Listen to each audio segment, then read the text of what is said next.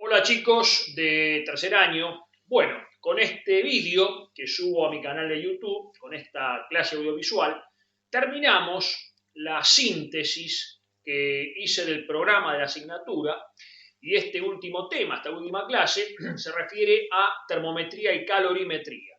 Bien, vamos a explicar primero de la manera más conceptual posible qué se entiende por calor y temperatura.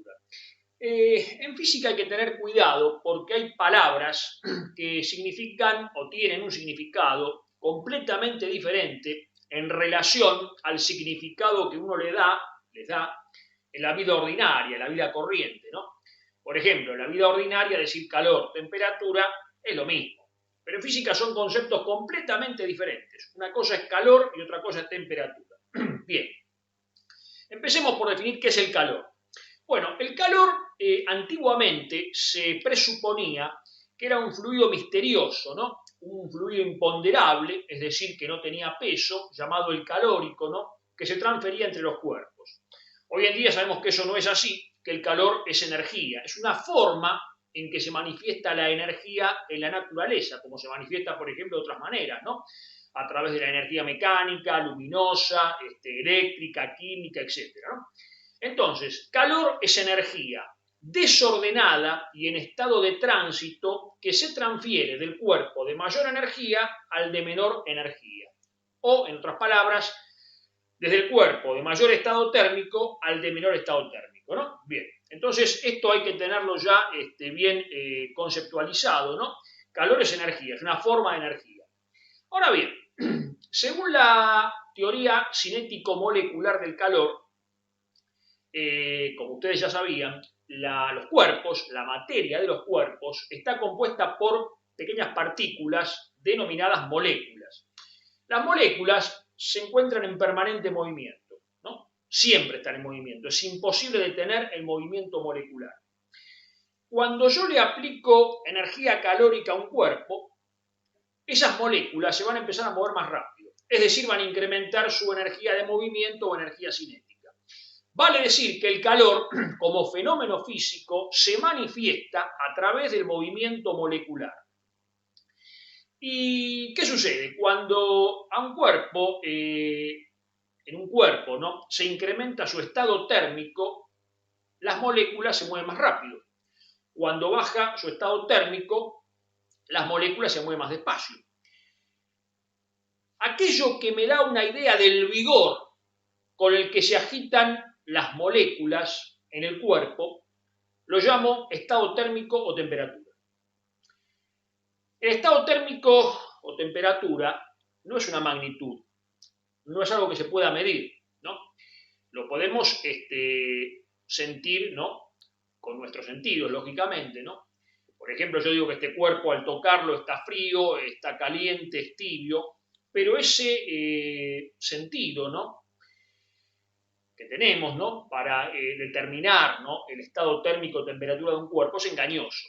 Ustedes pueden hacer un experimento. Por ejemplo, toman agua, ¿no?, y dicen, bueno, el agua que estoy tomando está fría, es agua fresca. Y luego se comen un helado. Apenas terminaron de comerse ese helado, vuelven a tomar esa agua y van a decir, no, el agua está tibia. Claro, es engañosa la sensación, ¿no? Por ese motivo, tenemos que recurrir a una valoración más exacta, ¿no?, de ese estado térmico o temperatura. Y bien, como yo dije, no podemos medirlo, porque no es una magnitud, pero sí podemos recurrir a otros parámetros, a otras magnitudes, ¿no?, que sí podemos valorar, ¿no? Y sabemos, por ejemplo, que cuando en un cuerpo se incrementa, se eleva la temperatura o estado térmico, ese cuerpo se dilata, es decir, incrementa su volumen. Cuando baja la temperatura de ese cuerpo, se contrae, es decir, que el estado térmico produce una variación de volumen. En consecuencia, yo puedo valorar el estado térmico o temperatura de un cuerpo valorando la dilatación del mismo, ¿no? Y eso es lo que hace un dispositivo denominado termómetro, como vamos a ver a continuación. Bueno, como les dije, podemos valorar el estado térmico o temperatura valorando la variación de volumen. Es decir, la dilatación que experimenta un cuerpo, por ejemplo, un líquido, cuando se incrementa la temperatura, ¿no? Cuando desciende la temperatura, lógicamente, ese líquido, en vez de dilatarse, se va a contraer, ¿no? Lógicamente, vamos a tener una disminución del volumen. Bueno, lo que acá les muestro es un termómetro llamado termómetro ambiental o termómetro de ambiente, que se usa para medir la temperatura de los ambientes, ¿no? ¿Y cómo está constituido un termómetro? Bien, si lo apreciamos, ¿no?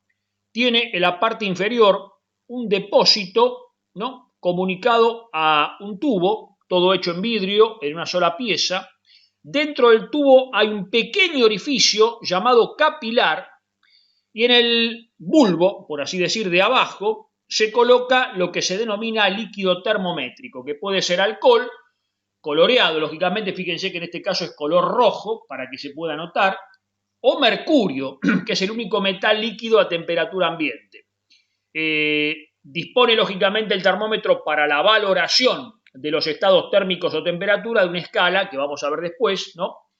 Este termómetro presenta dos escalas, la escala centígrada o Celsius y la escala Fahrenheit, ¿no? Y, lógicamente, me permite a mí medir el estado térmico, ¿no? La temperatura ambiental, porque cuando se incrementa la temperatura, se dilata el alcohol y sube por el capilar. Cuando baja la temperatura, baja la columna de líquido termométrico, ¿no? Aclaro que estos termómetros, por dilatación de líquido, siguen siendo los termómetros patrón, porque después, como vamos a ver, hay otros tipos de termómetros que emplean otros medios, pero este termómetro, el termómetro de dilatación de líquido, sigue siendo el termómetro patrón porque permite calibrar otro tipo de termómetros, ¿no?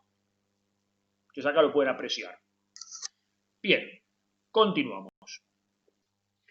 Bueno, explicamos el termómetro, el principio de funcionamiento, ¿no? Pero claro, un termómetro no sirve de nada si no lo calibro.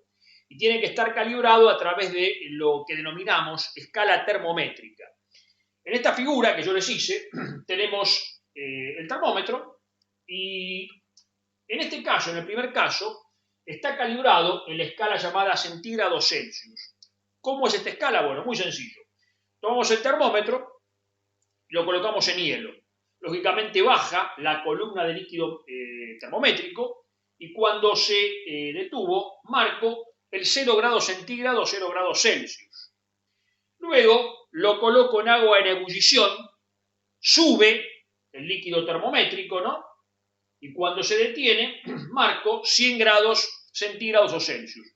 Vale decir que tenemos dos puntos, el punto fijo superior y el punto fijo inferior, ¿sí?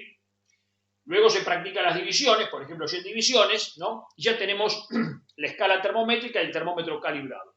Hay otra escala que acá no se utiliza, es más, está prohibido usarse porque es una escala para países de habla inglesa, que es la escala Fahrenheit. Esta escala, fíjense que su punto fijo inferior está por debajo del punto fijo de la escala centígrados Celsius. ¿Cómo se lo calibra? ¿Cómo se calibra la escala o el termómetro que va a usar la escala Fahrenheit? Bueno, se lo toma y no se lo coloca en hielo, porque tenemos que lógicamente bajar la temperatura más allá del 0 grados centígrados, ¿no? Se lo coloca en lo que se denomina mezcla frigorífica, que es una mezcla que está formada por hielo y una sal química denominada cloruro de amonio. Esa mezcla frigorífica produce una reacción química llamada endotérmica que desciende aún más la temperatura. Entonces, yo voy a determinar lo que es el 0 grado Fahrenheit, ¿no? Fíjense que corresponde a menos 17,77 grados centígrados, ¿no? A su vez, 0 grados centígrados corresponde a 32 grados Fahrenheit. El punto superior, el punto fijo superior de escala Fahrenheit, que también se lo calibra con agua en ebullición, corresponde a 212 grados Fahrenheit. Bien, tenemos ya calibrados los termómetros que se usan como termómetros patrón y como dije, en la industria, en la práctica, ¿no? En todos los ámbitos, existen otro tipo de termómetros que trabajan con principios completamente distintos. Por ejemplo, los termómetros de uso medicinal son hoy en día, hoy por hoy, los termómetros electrónicos, los termómetros digitales, ¿no? Está prohibido usarse el termómetro de mercurio, no porque no sea exacto, porque es mucho más exacto y fiable que el termómetro electrónico. Pero ¿qué sucede? El termómetro de mercurio, el mercurio es un metal pesado altamente tóxico, entonces por ese motivo, por seguridad médica, no se lo utiliza, ¿no? En nuestro ámbito, en nuestro caso, que es el ámbito automotriz, se utilizan los termómetros por dilatación de gas, denominados también teletermómetros, que funcionan bajo este principio, en este dibujito que yo les hice. En principio tenemos un bulbo dentro del cual hay un gas. El bulbo está comunicado mediante un tubo de cobre muy finito, tipo capilar, a una espiral también de cobre muy elástica. Todo el conjunto que está sellado está cargado con gas. Entonces, ¿qué sucede? Cuando aumenta el estado térmico, la temperatura sobre el bulbo, el gas se va a dilatar. Pero acá hay una cosa curiosa, el volumen no puede aumentar porque esto es una dilatación a volumen constante. En consecuencia va a aumentar la presión del gas. Y al aumentar la presión, esta espiral se va a abrir, llamada técnicamente espiral de Bourdon, porque en realidad esto funciona como un manómetro, estoy midiendo la presión, ¿no? Para indirectamente determinar la temperatura. Cuando esta espiral se abre, porque se incrementó la presión del gas, por medio de un mecanismo, ¿no? Un engranaje, un piñón, una cremallera, se acciona una aguja, ¿sí? Y este tipo de termómetros es muy utilizado en el ámbito automotriz, es un termómetro mecánico por dilatación de gas, y fíjense que es completamente distinto, como decía, al termómetro patrón, pero se sigue calibrando con los termómetros de líquido, ¿no? Los termómetros por dilatación de líquido. Bien, para ya definir este tema de termometría, tenemos abajo dos expresiones, dos ecuaciones, que nos permiten hacer un pasaje de escalas. Por ejemplo, en la primera, me dice que grados centígrados, o Celsius, es igual a 5 novenos que multiplica a grados Fahrenheit menos 32. Es decir, que yo acá ingreso con grados Fahrenheit y salgo con grados centígrados o Celsius. La otra es al revés. Entro con grados centígrados o Celsius y salgo con grados Fahrenheit, ¿no? Me permite hacer la conversión. Aunque repito, en nuestro país esta escala, la escala Fahrenheit, no se la utiliza. Utilizamos la escala centígrada o Celsius. Está la escala absoluta de temperaturas, ¿no? La escala Kelvin, pero eso lo vamos a ver recién en una materia llamada termodinámica, ¿no? Que se ve en quinto año, ¿no? Que también es lógicamente una rama de la física del calor. Bueno, vamos a continuar ahora con calorimetría. Dijimos que el calor es energía desordenada y en estado de tránsito que se transfiere del cuerpo de mayor estado térmico al de menor estado térmico. En consecuencia, si el calor es energía, lo podemos medir, en principio, y con una unidad propia de la energía, ¿no? Por ejemplo, la caloría, ¿no? También se puede medir en Joule, ¿no? Que de hecho habría que medirlo en Joule, ¿no? Según las unidades que se emplean de manera normalizada, ¿no? Pero a efectos didácticos seguimos utilizando, ¿no? La caloría, ¿no? Bueno, ¿qué es la caloría? Bueno, vamos a explicarlo con este dibujito que yo hice acá. La caloría es la cantidad de calor que suministrada a un gramo de agua destilada, o sea, agua sin sales, eleva su temperatura en 1 grado centígrado. Es decir, que la temperatura de ese gramo de agua destilada pasa de 14,5 a 15,5 grados centígrados. Y tenemos una variación de temperatura, un delta T, de 1 grado centígrado.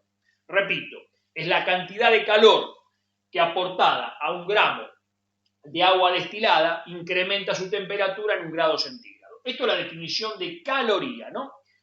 Unidad que permite valorar, ¿no? La cantidad de calor o energía calórica.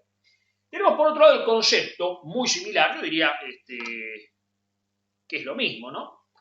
De calor específico, ¿no? En el sentido de que, acorde a la definición que dimos, entendemos por calor específico a la cantidad de calor, calorías, que aportado o aportada a 1 gramo de una determinada sustancia eleva su temperatura en 1 grado centígrado. Ven que la definición es más o menos la misma.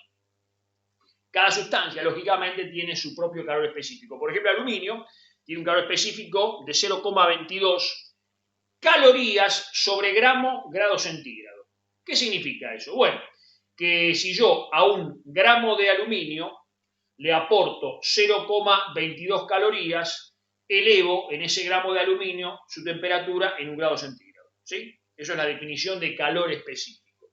Y ahora, reuniendo todo, tenemos la llamada ecuación fundamental de la calorimetría, que me dice que la cantidad de calor que puede entregar o tomar un cuerpo, vamos a ver eso, es proporcional a su masa, a la constante de calor específico, que como dijimos depende del tipo de sustancia o material, y a la variación de temperatura en grados centígrados, ¿no? El delta T, o sea, temperatura final menos temperatura inicial. Acá vemos las unidades.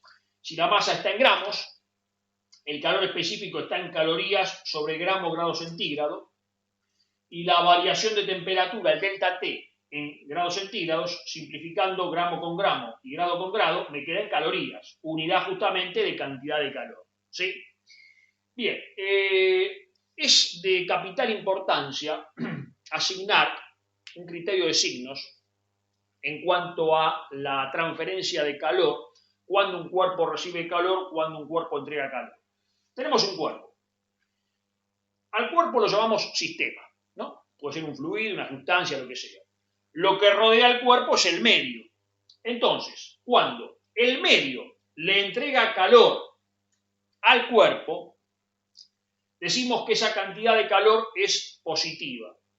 Cuando el medio le entrega calor al cuerpo o sistema, esa cantidad de calor es positiva. ¿Por qué? Porque se va a incrementar el estado térmico o temperatura del cuerpo, va a subir su temperatura, ¿no? Al revés, cuando el cuerpo entrega calor al medio, pierde calor, cede calor, esa cantidad de calor que cede al medio es negativa y el cuerpo baja su temperatura. ¿Se entiende? Finalmente, para terminar, vamos a definir un concepto muy importante, que es el de el de equilibrio térmico. ¿Qué se entiende por equilibrio térmico? Imaginemos que tenemos dos cuerpos. Vamos a poner el caso de que tengo, por ejemplo, un cubo de hierro que está a 100 grados centígrados y en un recipiente tengo una masa de agua que está a 20 grados centígrados. Tomo el cubo de hierro, que se encuentra a esa temperatura, lo coloco dentro de la masa de agua, que está a menor temperatura, 100 grados, 20 grados. Eso lo voy a hacer dentro de un recipiente, ¿no? Que está aislado térmicamente, y cuando en física hablamos de aislación térmica decimos que es una aislación o un sistema adiabático, ¿no? Adiabático significa aislación térmica, ¿no? Para que evidentemente no haya pérdida de calor, ¿no? Entonces, ¿qué sucede?